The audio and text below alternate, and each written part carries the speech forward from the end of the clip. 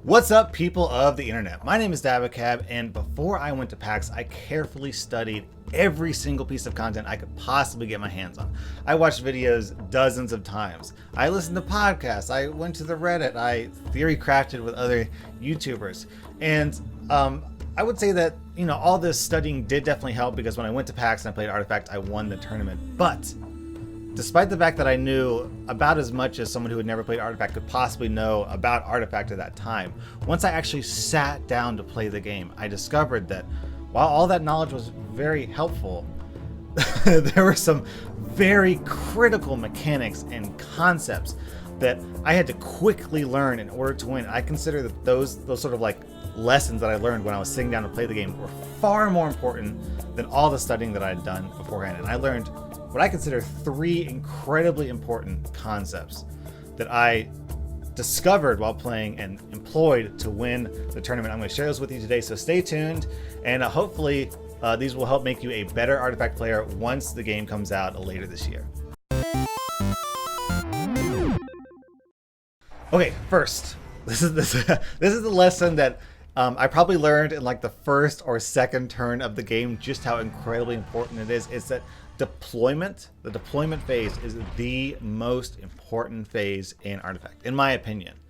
Because, I mean, when you're watching a game of Artifact, the deployment phase, it kind of comes and goes pretty quickly. It's just like, the camera zooms out, you've got 3 lanes, people put their heroes in the lanes, and it zooms in. And then you get into, I guess, what most people will consider the meat of the game, where you got the people in the lanes and you're casting spells. And that really feels, especially from a spectator, like where most of the important stuff happens in a match. And I guess in a way that's true. That's where the stuff happens, is like in the actual lane phases. But that being said, the deployment phase, where you put your heroes, is, I can't even understate how important it is for so many reasons.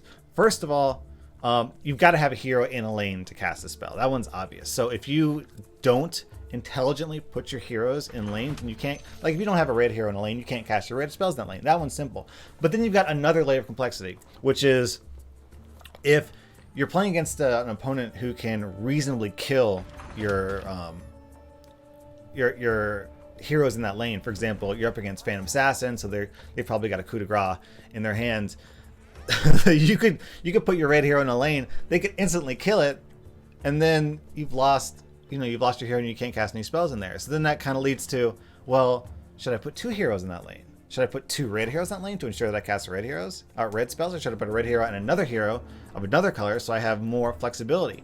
And the problem is, because you've got 5 heroes and 3 lanes, you can't have 2 heroes in each lane. So the most you could, I guess you could have, the most you could have is 5. But if you're trying to maximize your chances of casting a spell in each lane, the best you could do is 2-2-1 or some combination of those. So you kind of have to evaluate, well, one of my lanes is going to be vulnerable. One of my lanes is going to have only 1 hero, while the others are going to have 2. What lane is that going to be? And that adds a whole another level of complication. Then on top of that, you have to consider, well, what if I win the lane? What if I lose the lane? If I win or lose the lane, then the amount that I care about that lane significantly drops, because I've done what I've wanted to do. I've accomplished my goals in that lane.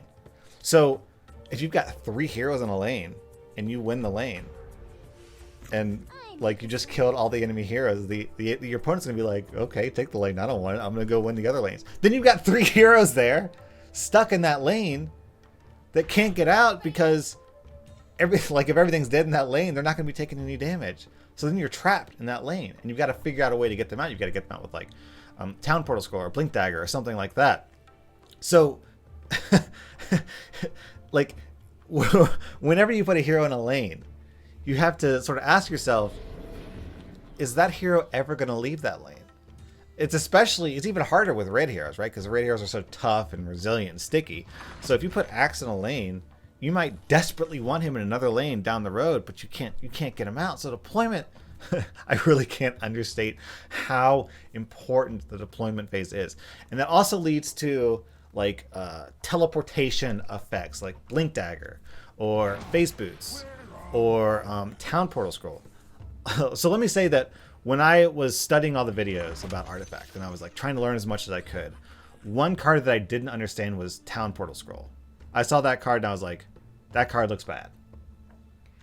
Because my thinking was, I mean, number one, you have to spend gold on it. So that's resource spent that you could spend on, you know, something more valuable down the road.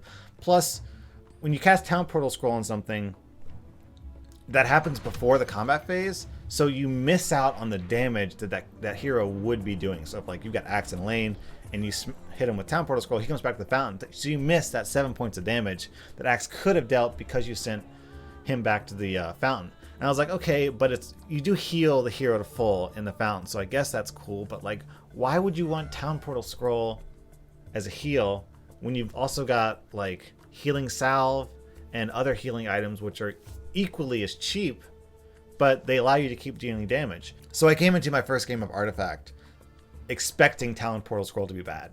And I played my first round, and then I played my second round. And on the second round, Town Portal Scroll came up. And by then, 2 rounds into my first game, I had already discovered, oh, wait a second, actually, maybe Town Portal Scroll is quite good because it lets you redeploy your hero in a different lane. So I purchased it, and then I used it later, and it helped me win the game. And I can say, like, unequivocally, Town Portal Scroll is very, very useful. It's so cheap, so flexible. I could make another video about Town Portal Scroll later. But let me just say that being able to move your heroes between lanes is incredibly important. Sometimes you want your heroes to die so you can move them, and making the correct decision about where to put heroes in what lane, I really can't understate how important it is. I feel like if you went back into any video of gameplay of Artifact and you were analyzing, be like, how could this, like, player A won, player B lost, what could player B have done differently to win that game? I feel like in probably 50%, more than 50% of losing games, you could watch the video and trace it back to like 1 or 2 moments where they deploy a hero in a lane incorrectly. So overall, I really just can't overstate this enough. Deployment phase is critical. It doesn't look like it's critical when you're watching. It looks like this thing just sort of happens quickly, but it's incredibly, incredibly important. So that's tip number 1. Tip number 2 is initiative really, really matters. Oh my God, it matters so much. This sort of goes back into what I was saying with the first tip, which is if you have a hero in a lane and that hero dies, you can't cast any spells in that lane unless you have another hero, obviously. So initiative is this thing that gets passed back and forth between players constantly throughout the match. And you really have to evaluate which lane do I absolutely need initiative on, right? So let's say, for example, that you have Axe in a lane and you have Berserker's Call in hand, okay? And you have just hit turn 7 and you're up against Zeus, right? And Zeus is probably going to cast Thunder God's Wrath and slaughter everyone on your board. That's bad. You want to stop that, right? And maybe maybe Zeus is in lane 2, okay? So if you get to lane 2, you can cast Berserker's Call, fight Zeus, kill Zeus, and kill Zeus before he gets a chance to cast a spell. Now, that only works is if you get to cast Berserker's Call before he gets to cast Thunder God's Wrath. So you have to evaluate the cost of gaining initiative while you're playing the game. Because if this is in lane 2, then over in lane 1, that means that you have to stop playing cards sooner than your opponent to get the initiative. So that could be tricky because in lane 1, you might want or need to cast cards just as much as you need to cast cards in lane 2 to kill the Zeus. So you may just have to take the hit in lane 1. It's like, wow, like I really, really need to heal my hero in this lane, cast Healing Salve or whatever to heal my hero, because if I don't, then I'm going to be like super vulnerable in the next lane. But it's like, okay, well, my hero has, like, I've got 7 mana. My opponent has 7 mana. I could pass, but if I pass, the opponent will almost certainly play something, which means I could have played something because he's got 7 mana. So I may as well play something now. because he's probably going to play something with a 7 mana. Then I can pass after that, then he'll pass after that, then I'll keep initiative. So when I go to second lane, I can kill that Zeus. So in that first lane, you might be like, okay, so we both got mana, I'll play, you know, creature or whatever. And the opponent, even though they have 7 mana, they might actually pass on that entire turn and just let that mana be wasted so that they have initiative in the second lane so they can cast Thunder God's Wrath before Axe kills them. So like, as you can see, there's just this really complex sort of dance that you're playing with the other player with an elements of like bluffing and gambling, in the sense that you have to play cards to win. You both need to play cards to win. But the more cards you play, the more likely it is that you're going to lose initiative, which means the next lane, like the stronger presence you have in this lane is more likely to lead to a weaker presence in the next lane, and then the weaker presence in that lane is more likely to a stronger presence. It's so complicated, and it's one of the hardest things to describe, I feel like, to someone who hasn't played the game, because there's a constant give and take between lanes where you just have to like, you want to do something useful in all lanes, but sometimes the most useful thing you can do in a lane is nothing, right? Even though you can do something. And that's a weird balance to play, where you have to figure out the optimal play in one lane may prevent the optimal play in another lane, and then you have to evaluate which optimal play of these two lanes is the most important for the entire game. Because if I make this optimal play in this lane, I probably won't be able to make this optimal play in this lane. So which one do I want to go for? And so initiative is something that you'll quickly realize is super, super, super important. Of course, there are, like, don't get me wrong, there will be times when, you know, you and your opponent will just be casting spells back and forth. Like, I play Leather Armor, he plays a Short Sword. I play Healing Style, he casts a creature, I cast a spell, and you're just going back and forth, and you don't really care about initiative. And in the next lane, it's just the same thing, you just go back and forth. But there are times, particularly in the late game, when you've got those really like heavy hitting spells and you're in range for kill spells like coup de grace, that initiative becomes extremely, extremely important. So you just understand that moving into the game, that for a lot of your matches, for a lot of your rounds, you don't have to worry too much about initiative, especially early game. But late game, you're really going to have to focus on that, and you're going to have to learn that you're going to make sacrifices in some lanes in order to pull ahead in other lanes. So I think that's probably the second most important thing, is understand initiative and understand that you're going to have to make sacrifices to gain initiative. All right, speaking of sacrifices, this leads to what I personally consider the most important tip in Artifact. Right? If someone were to come to me and say, hey, Davicab, you won all your matches at PAX. What's the secret? What's the most important thing you could tell me about winning an Artifact? If I could only say one thing, I would say this. Learn when to sacrifice a lane, right? You have 3 lanes in Artifact. You're not going to win all 3 lanes. Okay? Just swallow that pill right now. It's not possible unless your opponent is throwing are incredibly, incredibly, terribly bad. Okay? So you've got to figure out, which of these 3 lanes am I going to win? Do I need to win? And which lane am I going to have to sacrifice to do that? So the best way to think of this is your tower has 40 health. Your ancient has 80 health. If you add those up together, that's 120 health.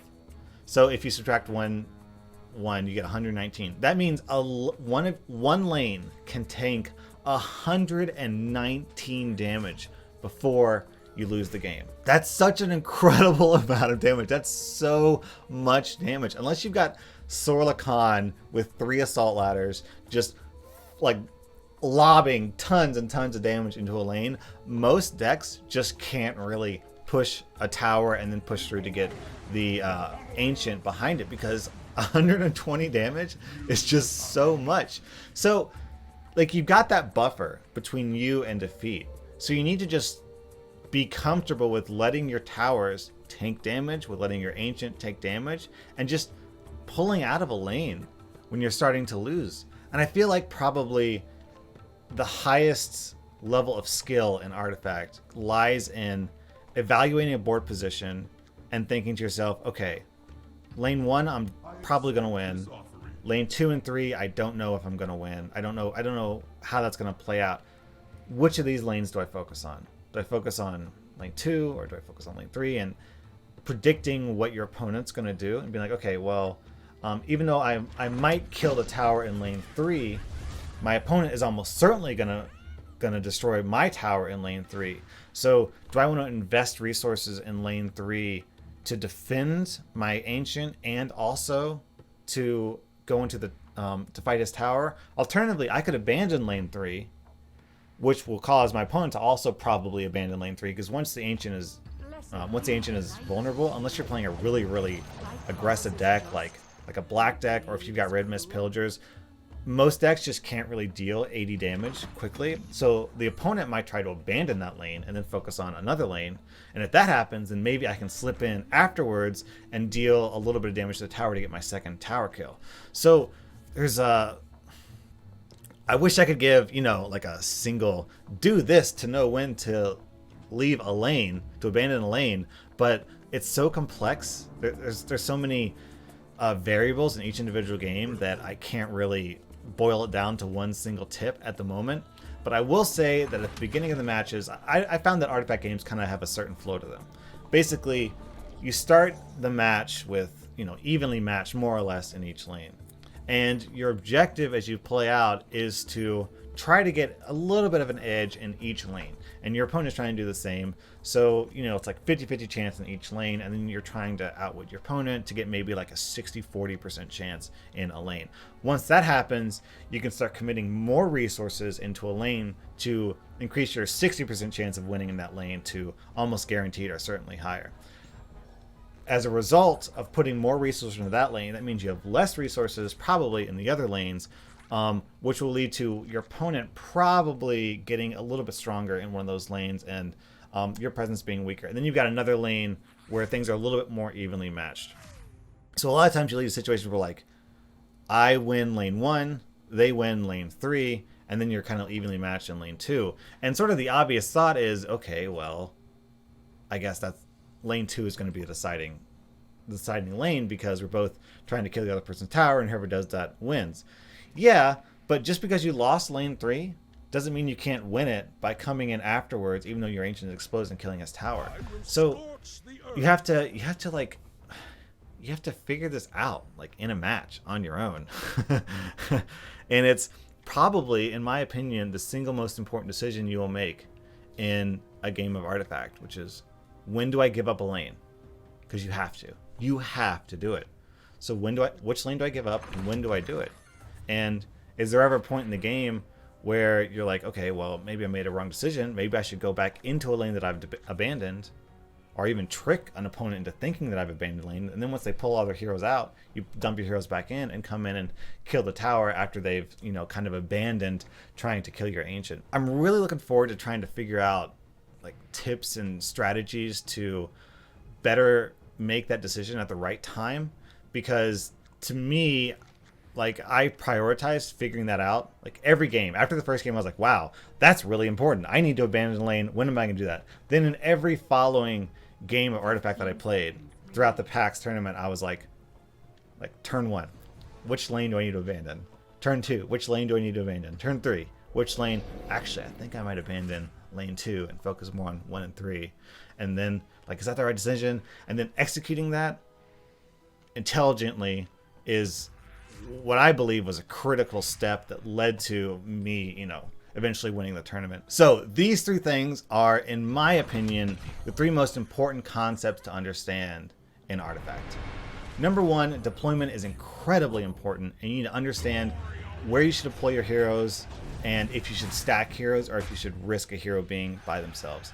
Number 2, initiative really does matter sometimes. Not all the time, especially in the early game, but late game, initiative can make or break your game 100%. Especially if you got kill spells like Duel, Coup de Grace, Thunder God's Wrath. I mean, being able to cast those spells before your opponent will absolutely win you the game. So you're going to have to make sacrifices in some lanes to ensure that you can cast your heavy hitting spells in other lanes, because initiative really is that important. Number 3, learn when to sacrifice a lane. You've got to do it. You have to sacrifice a lane.